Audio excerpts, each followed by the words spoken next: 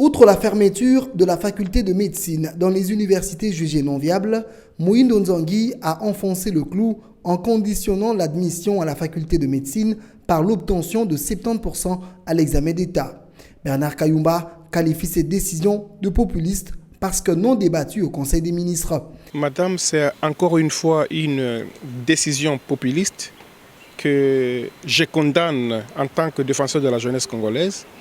Il n'est nullement pas possible d'exiger à nos jeunes gens d'obtenir un minimum de 70% pour être admis à la faculté de médecine. Est-ce que ça a été débattu dans un conseil des ministres avant que le ministre ne s'arroge le droit de prendre une pareille décision? Je pense qu'en tant que député national, nous allons en parler pour que le monsieur soit de nouveau interpellé au niveau de l'Assemblée nationale. Pour ce député et défenseur de la jeunesse, la décision du ministre de l'ESU discrédite les universités RD congolaises sur l'échiquier international.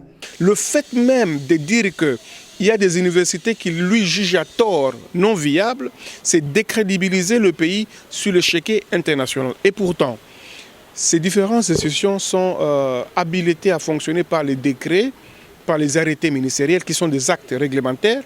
Et nous pensons que dire qu'une université de Tchumbe dans le Sankourou qui est en paille est viable pour Moïndo Nzangi, c'est cracher sur la mémoire de la jeunesse congolaise. Pourquoi cet acharnement serait-ce un problème particulier entre Kayumba et Moïndo? Non, répond le président du PANECO. Bernard Kayumba n'a pas un établissement ou une université qui lui appartient pour dire que non, j'ai un intérêt personnel. Je pense qu'en tant que défenseur, si Bernard Kayumba ne s'élève pas, qui va s'élever? Parce que je suis défenseur de cette jeunesse.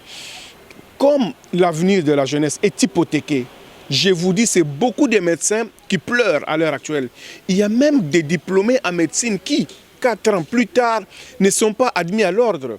Comment est-ce que vous voulez une chose et son contraire? C'est l'État qui a autorisé ces universités à fonctionner, mais l'ordre des médecins s'arroge le droit de refuser l'octroi des numéros d'ordre à ces médecins-là. Plusieurs universités du secteur privé, pour la plupart, ont vu leur faculté de médecine fermée parce que jugée non viable.